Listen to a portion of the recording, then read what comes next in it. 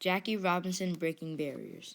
On January 31st, 1919, in Cairo, Georgia, a man known as Jackie Robinson was born. Jack Roosevelt Robinson was the youngest of Jerry and Molly Robinson's 5 children. At 6 months, his father abandoned the family and left Molly to raise the children alone. Having no other option, Molly and the family moved to Pasadena, where they lived with her brother. Growing up, Jackie could recall watching his mother work extended hours as a housekeeper. He once said, "I thought she must have some kind of magic to be able to do all the things she did, to work hard and never complain, and to make us all feel happy." Eventually, the family was able to afford their own house. They quickly learned that being an African American family in a mostly white neighborhood would be a challenge. Neighbors would often shout cruel things to Jackie and his family and constantly call the police for no apparent reason. Jackie's family was able to be preservers, turning the prejudice into pride. The relations between the family and the neighborhood gradually improved over time. Jackie's childhood could be considered a wild one. Selling newspapers and vending hot dogs were both no more trades of Jackie's, making $1 here and there. In school, he loved playing sports during recess. Some of his classmates would even share lunch if Jackie was on their team. Although he showed many examples of being a kind young man, Jackie was very mischievous growing up. As a member of a street gang, Jackie would often shoplift and vandalize property. Jackie getting in trouble happened on a regular basis. It took several people to talk sense into him and convince him that he could do great things in life. One of Molly's greatest dreams was for her children to go to school. Her dreams were fulfilled. Jackie, like most other children, went to elementary school. After attending Washington Junior High, Jackie enrolled into John Muir Technical High School. Jackie was just like any other student in the classroom, but as an athlete, Jackie excelled. Using his older brother Mac, who silvered in the 1936 Olympics in the 200-meter dash, as a role model, Jackie pushed himself. Lettering in football, basketball, baseball, and track, Jackie proved that he had a special gift.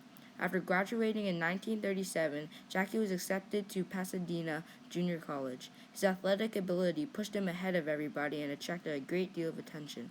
2 years later, Jackie transferred to the University of California, Los Angeles. There he met Rachel Issom, who was also attending UCLA. Jackie excelled in all 4 sports at UCLA. Football was his best sport as a college athlete.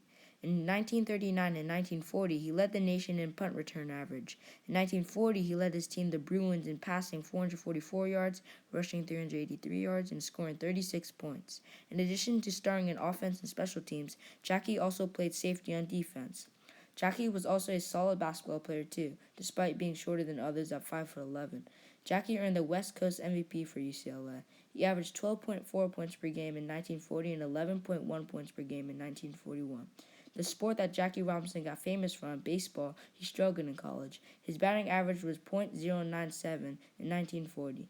Jackie remained in the lineup due to his fielding expertise and quickness along the base path. He missed most of the 1940 track season because of baseball duties, but still won the Pacific Coast Conference and NCAA titles in long jump meets of 25-0 and 24-10.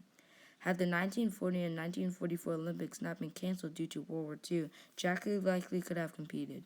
Jackie Robinson became the first person at the university to win varsity letters in 4 sports. Despite his athletic success, Jackie was forced out of UCLA just shy of graduation due to financial hardship. Jackie was drafted into the military to a segregated cavalry unit in Kansas. There he also faced discrimination when he and other colored soldiers applied for the officer candidate school and were later accepted too much fighting and debating. After his completion, he was commissioned as second lieutenant in the United States military. During boot camp at Fort Hood, Texas, Jackie was arrested and court-martialed after refusing to give up his seat and moving to the back of a segregated bus. Jackie's excellent reputation, combined with efforts of friends, the NAACP, and various black newspapers, shed public light on the injustice. Ultimately, he was acquitted of the charges and received an honorable discharge. His courage and moral objection to racial segregation were precursors to the impact Robinson would have on Major League Baseball. He later marries Rachel on February 10, 1946. Now that he was not in the military, he decided to pursue his career in baseball. Jackie began to play professional baseball for the Kansas City Monarchs, which is a part of the Negro Leagues. Jackie played well. He was an excellent shortstop and hit for an average of .387. While Jackie was playing for the Monarchs, he was approached by Branch Rickey, the general manager of the Brooklyn Dodgers. Branch wanted an African-American player to help the Dodgers win a pennant. Branch told Jackie that he would face all sorts of racism if he were to join the Dodgers. In their first conversation, Jackie and Branch had a famous exchange of words. Jackie said, "Mr. Rickey, are you looking for a Negro who is afraid to fight back?" Branch followed by saying, "Robinson, I'm looking for a ball player with guts enough not to fight back." Jackie first played in the minor leagues for the Montreal Royals.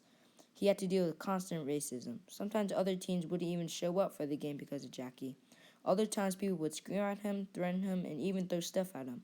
Jackie held all his anger inside and played hard. He led the league in batting average with .349 and won the league's MVP award. At the beginning of 1947 baseball season, Jackie was called up to join the Brooklyn Dodgers. On April 15, 1947, Jackie Robinson broke the color barrier for a sport that had been segregated for more than 60 years.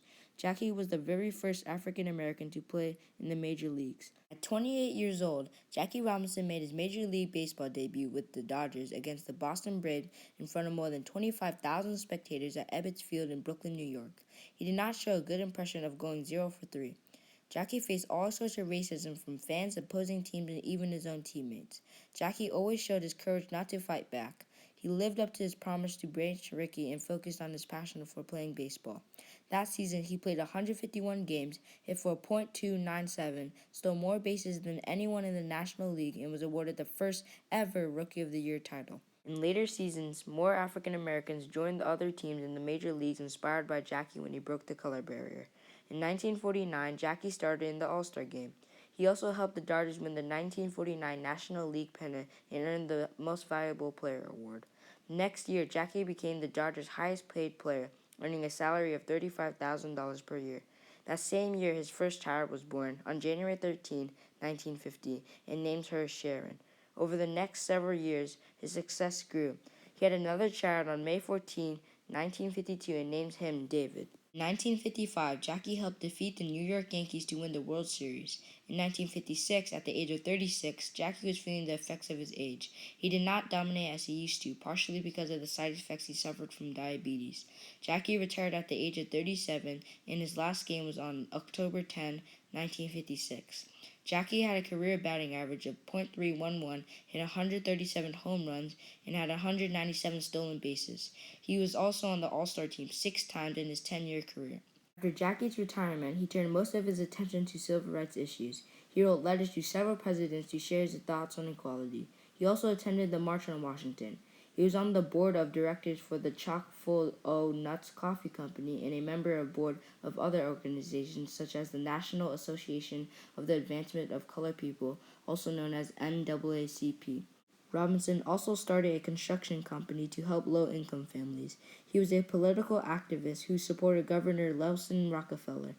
In 1962, he received the highest honor when he was elected into the Hall of Fame. On June 30th, 1963, Jackie and Rachel Robinson hosted a jazz concert at their home in Stamford to raise bail money for jailed civil rights activists. On October 24, 1972, Jack Roosevelt Robinson died of a heart attack. On March 26, 1984, Jackie Robinson was awarded posthumously the Presidential Medal of Freedom. The 50th anniversary of Jackie Robinson breaking the color barrier for Major League Baseball, the nation followed by Bill Clinton retires Jackie's number 42. Jackie Robinson's breaking of the barrier in baseball paved the way for other African American players to join the major leagues. He also led the way for racial integration into other areas of American life. In honor of Jackie Robinson's legacy, the MLB made Jackie Robinson Day to show how his career impacted the game of baseball. Every April 15th, all players and coaches wear the number 42 for him.